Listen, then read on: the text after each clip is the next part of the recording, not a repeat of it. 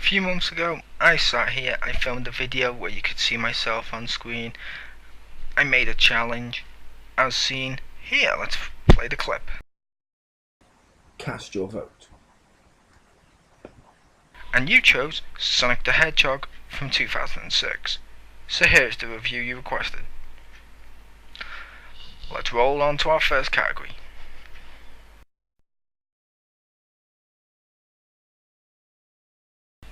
Presentation.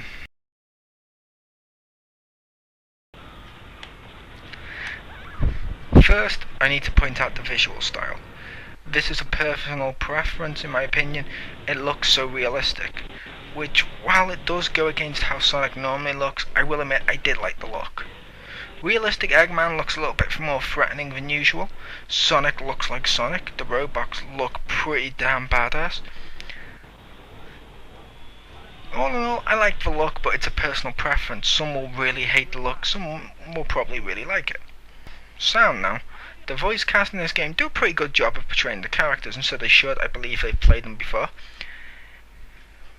And when they played the characters, they actually lived the script. No complaints with the music either. Matter.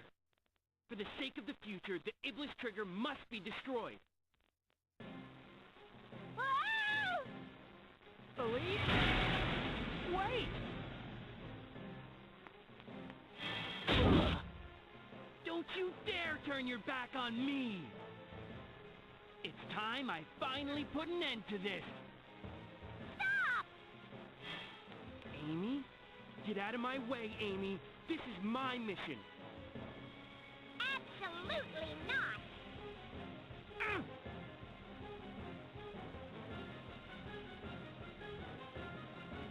Thanks, Amy. I appreciate it. Leave it to me.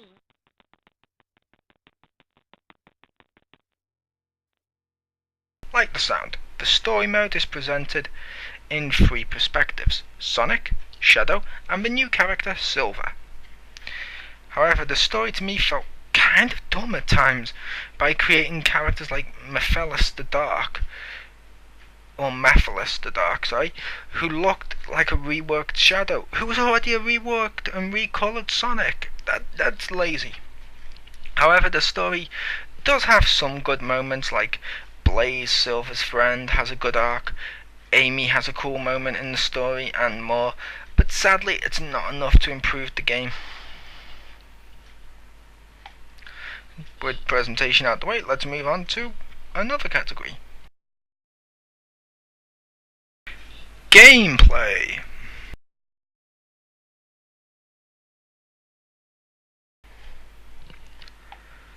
Some of the gameplay is pretty cool. Sonic in normal levels plays like Sonic in a way that's actually pretty fun.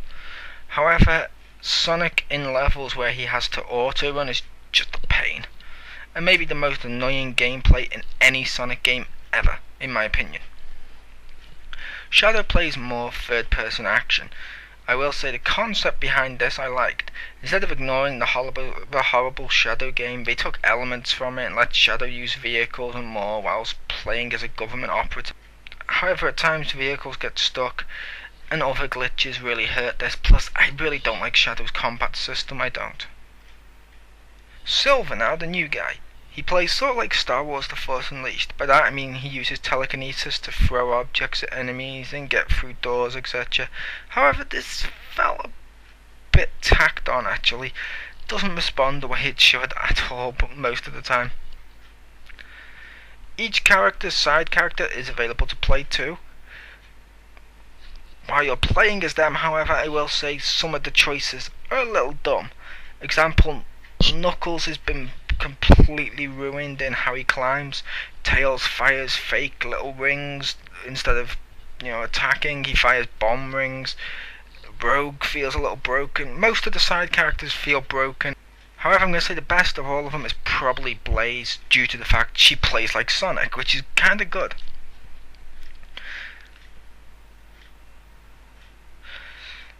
Complete all 3 stories and you get the last story, which suffers in the same way as the other 3 combined, as you play as multiple characters in the last story.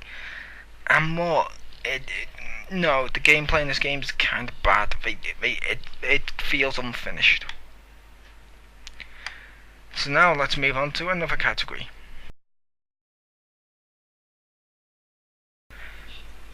Extras. It's multiplayer can be kind of fun. It's co-op or races via split screen. However, that just doubles up the glitches from before. As say you're Sonic and your friend is Shadow, you both get Sonic and Shadow's glitches, which that's not a good thing. You can go back, you can rewatch some of the videos, you can go and listen to the music. Those parts are kind of cool, but the multiplayer hurts that. The final verdict.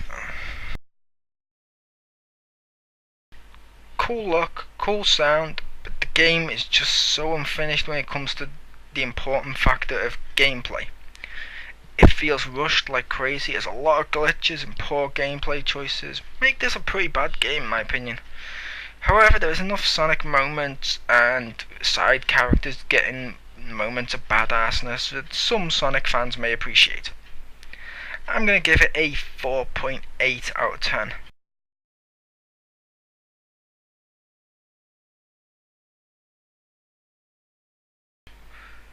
With enough work, it could have been the reboot fresh start that Sega wanted, but sadly, it'll never see its true potential reached, which is disappointing.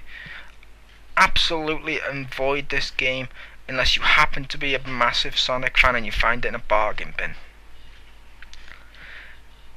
I've been your host Chriz, aka the Mole. See ya.